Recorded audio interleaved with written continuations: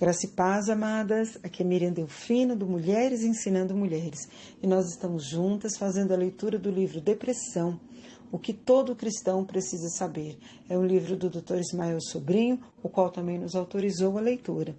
Eu estou fazendo a leitura a pedido da pastora Séries, que no momento está tratando da sua voz. Em breve estará conosco. O desejo do nosso coração é que a leitura deste livro venha trazer conhecimento para você. E que esse conhecimento também possa refletir em outras vidas e que a glória de Deus possa ser revelada sobre nós. Amém? Então vamos lá, capítulo 8.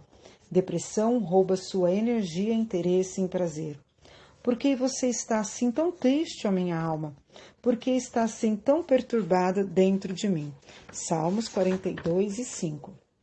Hoje em dia é muito comum a confusão sobre os sintomas da depressão, como também a não diferenciação entre tristeza e depressão. Essa confusão leva muitas pessoas a deixarem de buscar ajuda profissional, evidentemente por falta de entendimento do assunto. Precisamos entender que tristeza é um sentimento natural, dado por Deus, e que ela permite a cada um de nós amadurecer por meio de reveses da vida, aprendendo a lidar com situações contrárias ou a contragosto e tomar decisões importantes. Então vamos ler novamente essa parte que tem um caráter muito especial para o nosso ensino, que a tristeza é um sentimento natural, dado por Deus, e que ela permite a cada um de nós amadurecer por meio dos reveses da vida. O apóstolo Paulo escreveu: a tristeza, segundo Deus, não produz remorso, mas sim um arrependimento que leva à salvação, e a tristeza, segundo o mundo, produz morte. 2 Coríntios 7 e 10. Nem toda tristeza é depressão. Quando falamos de depressão, normalmente não se trata apenas de tristeza, mas de um conjunto de sintomas que, quando associados, produzem o quadro depressivo. Os principais sintomas que o paciente deprimido apresenta são humor deprimido, tristeza quase contínua, a perda de interesse e do prazer pelas coisas que eram interessantes e prazerosas para a pessoa. Há também os sintomas físicos, dores no corpo, formigamento, alterações no ritmo intestinal, falta de energia, dificuldade de concentração, falta de memória e atenção, ganho ou perda de peso e isolamento social.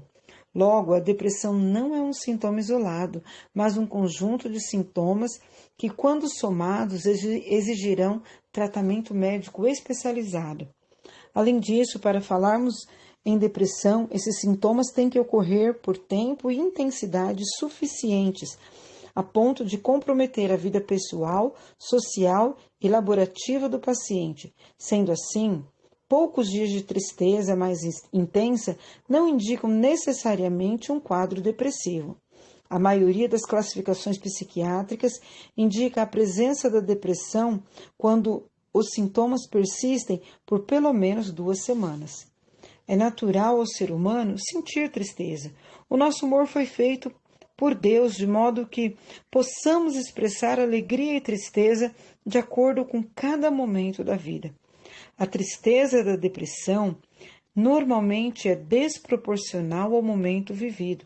É uma tristeza duradoura, imensa e que se mantém ao longo de dias. É muito importante que a família de alguém com depressão entenda isso. Algumas vezes, por mais que queira, o deprimido não consegue demonstrar alegria e prazer pela vida. Mesmo que as pessoas ao redor tentem propor atividades, dar presentes e dizer palavras de afirmação, o indivíduo persiste com um humor mais triste. Não compreender isso pode piorar os sintomas, produzindo culpa e aumentando a sensação de incapacidade e inutilidade.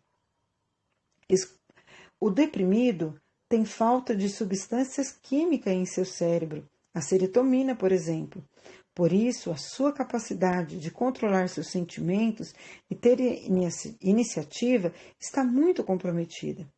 Em vez de ser cobrado nesses momentos de tristeza, o deprimido precisa de alguém que o escute e não tente dar respostas superficiais para os seus problemas e angústias da alma. A depressão tira o seu interesse e o prazer. Outro componente importantíssimo na depressão, a perda de interesse e prazer em vários aspectos da vida. O deprimido perde muito a capacidade de experimentar prazer nas atividades que antes gostava, e elas se tornam desinteressantes e enfadonhas. O indivíduo se recusa a realizá-las ou as realiza com menos intensidade e interesse, mesmo com o estímulo de pessoas próximas.